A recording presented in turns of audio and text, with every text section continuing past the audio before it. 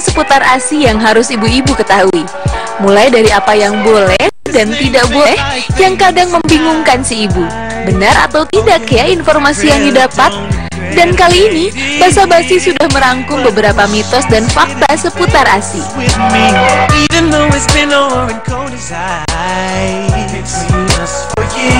Seorang ibu yang sedang menyusui harus memperhatikan jenis makanan yang dikonsumsinya. Faktanya, seorang ibu yang menyusui memang sebaiknya mengkonsumsi jenis makanan yang mengandung gizi seimbang, tapi tidak perlu mengkonsumsi jenis makanan tertentu atau menghindari beberapa jenis makanan. Namun sebaiknya mengkonsumsi makanan yang sehat dan bergizi. Mitos berikutnya, kualitas ASI tidak akan baik bagi bayi bila diberikan setelah melakukan hubungan suami istri. Faktanya, berhubungan badan justru membuat kinerja hormon oksitosin meningkat dan juga memperlancar ASI tentunya. Ada mitos yang mengatakan bahwa wanita hamil harus berhenti menyusui. Itu tidak benar. Jika ibu dan anak masih menghendaki, menyusui dapat dilanjutkan. Pada kenyataannya, pasokan ASI memang kemungkinan akan menurun selama kehamilan. Tetapi banyak alasan baik untuk tetap menyusui, karena sebuah hati tetap membutuhkan asupan loh. Itulah tadi beberapa mitos dan fakta seputar ASI. Gimana ibu-ibu? Apakah pernah mengalaminya?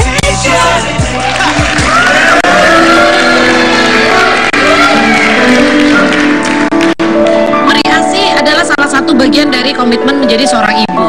Ya sebenarnya memang ada pilihan sih, mau kasih susu formula atau ASI. Tapi kebetulan kedua bintang tamu saya di sini, anaknya semuanya dikasih ASI. Kasih tepuk tangan tuh perjuangan. Itu karena menurut aku bisa memberikan anak ASI lewat ASI eksklusif minimal 6 bulan itu adalah sebuah komitmen juga. Ya. Nah tadi kan kita udah dengerin mitos sama faktanya. Coba dari yang ibu 3 anak dulu, mau 3 anak tepatnya. Apa? Percaya nggak sih sama mitos tadi perlu ada makanan-makanan tertentu, kemudian ya yang mitos yang kedua nggak enak lagi kalau diomongin tuh yang kedua tuh ya habis melakukan hubungan seksual malah kualitasnya nggak bagus. Itu kayaknya bukan mitos-mitos, itu fakta deh. Maksud aku percaya kalau misalnya kita makannya sehat, terus udah gitu pasti kandungan ASI-nya juga sehat masuk ke anaknya gitu, dibanding kita makan makanan yang berminyak atau berlemak atau yang tidak sehat gitu, malah kurang bagus ASI-nya buat anaknya gitu. Jadi betul. Itu siapa tuh? Enggak. Kamu? Oh, bukan. Jadi coba gua kayaknya nggak nunggu tamu. Siapa itu? Ini rumah gede cuma lantainya berisik ya. Ya kan dari papan Pak, belum bisa tegel. Bisa. Masuk. Rumahnya Cipan, betul? Iya, Cipan. Nyebut tambah gue. Ada yang nanyain lu. Ayo, Mas. Katanya nggak janjian. Ayo. Saya Cici Panda, betul Bapak nyari saya? Iya, saya nyari Cipan. Saya agen asuransi. Nggak apa-apa nih, Bapak nawarin apa aja, saya mau beli, boleh. Asuransi, mau diperiksa dulu kesehatan saya. Apa? Agen asuransi kalau mau masuk ke saya harus sehat. Main tarik-tarik aja. Deal-dealan dulu sama saya. Saya tugas asuransi. Ini Mas mau nawarin asuransi. Ya, namanya siapa? Dari agen mana ini? Saya bukan dari agen, saya minyak bukan asuransi. Ya, ini namanya siapa, maaf? Saya Norman. Oh, Chef Norman? Iya, saya Chef Norman. Oh, dia mau masak. Itu dia, Chef Norman. Soalnya cuma telepon-teleponan doang. Iya, telepon aja. Bapak, apa sih? Ini nyanyi yang lari-lari. Iya, cantik iya. Lantainya emang berisik. Jadi chef yang mau ngajarin soal ASI. Soal makanan.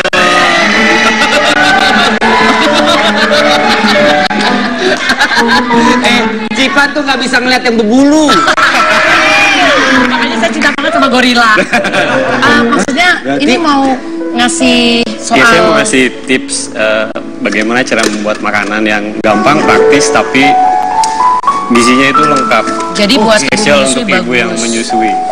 Sekedar informasi, harus percaya sama bapak yang satu ini karena dia anaknya ada 5. Wah. Bapak manja ya Pak ya? Semua lagi. Jagoan semua, Pandawa 5, cowok semua. Cowok semua luar biasa. Iya. Kita langsung masak. Ayo. Oke. Ayo silakan. Sebentar ya.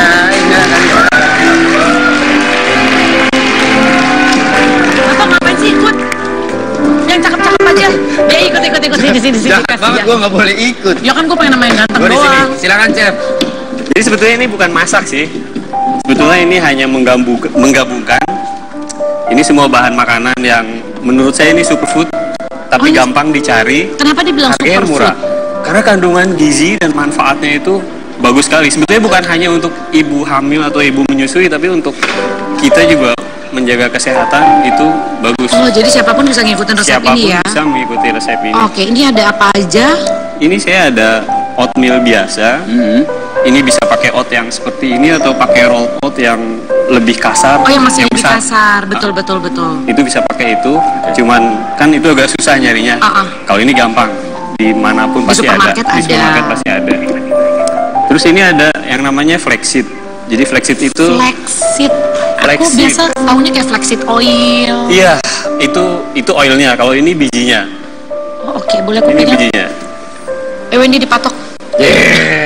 Pikir gue Flaxseed ya? ayam. Ini superfood juga. Harganya murah. Terus manfaatnya itu bagus banget. Dia mengandung omega yang sangat tinggi, omega 3 yang sangat tinggi, kemudian juga mengandung lemak yang baik untuk jantung, untuk otak, mencegah kanker, seratnya juga tinggi. Ini sama seperti ini ada Iya, pisang kemudian juga. ini ada pisang. Pisang ada mengandung asam folat, mengandung Asam folat bagus banget tuh buat ibu-ibu yang hamil bagus, terutama Ibu. ya. Pembentukan Tulang belakang bayi belakang. itu. Kita Strawberry, sambil mangga. langsung masak aja kali Boleh? ya. Boleh, Bukan boleh. masak sih sebetulnya. Kita tuang-tuang aja. Kan ada sendok, Cipan. Oh iya benar. Jorok banget. Ini apa ini? Ini susu, saya pakai low fat milk. Boleh pakai susu sapi atau kalau misalnya ada yang Suka susu kambing boleh. susu kambing boleh. Kalau misalnya ada yang lactose intolerance boleh pakai susu kedelai. Lactose intolerance itu berarti badannya itu nggak bisa menerima Nggak susu bisa menerima sapi. susu. Ya, dia Tidak bisa bisa menerima mencerna. susu. Ada alergi gitu jatuhnya. Iya, Iya. betul. Langsung bunyi-bunyi, termasuk saya. Oh gitu. Jadi susu almond juga boleh. Oke, susu Susu almond boleh? Boleh banget. Oke, caranya Oke, cukup ini dicampur. caranya cukup dicampur. Campur semuanya. Ini cuma dicemplung. Cemplung. Terus nanti kita simpan di dalam lemari es minimal 4 jam sampai 5 jam. Jadi pada dasarnya dia seperti infuse. Jadi dia menyerap semua liquid yang kita masukkan ke dalam oatmealnya. Chef, kalau misalkan ibu-ibu pengen nyiapin ini tapi buat anaknya sarapan di pagi boleh nggak? Boleh banget. Ini makanya saya sarankan bikin makanan seperti ini tuh karena memang pertama dibikinnya gampang.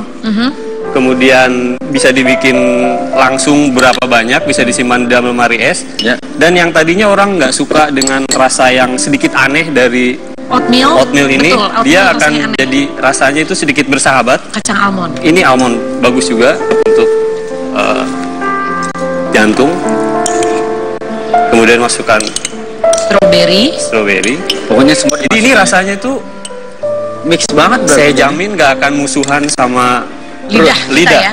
perut. Karena iya. nanti rasanya itu akan sama perut juga ini akan Nih, bersahabat. maaf nih bagus. chef, ada orang Indonesia tuh biasa, aduh kalau makan buah di pagi hari Akhirnya saya perut. masukkan yogurt. Wah, ini malah tambah yogurt lagi. Oke. Nanti kita akan lihat hasilnya seperti apa Wendy ya. Betul sekali. Nah, kita akan lihat dan kita akan cobain nanti ya. Iya benar. Keterima nggak sama lidah kita orang Indonesia? Semoga terima sama gua, kalau dia enggak. Jadi mana-mana tetap di basa-basi. Baby, you light up my world like nobody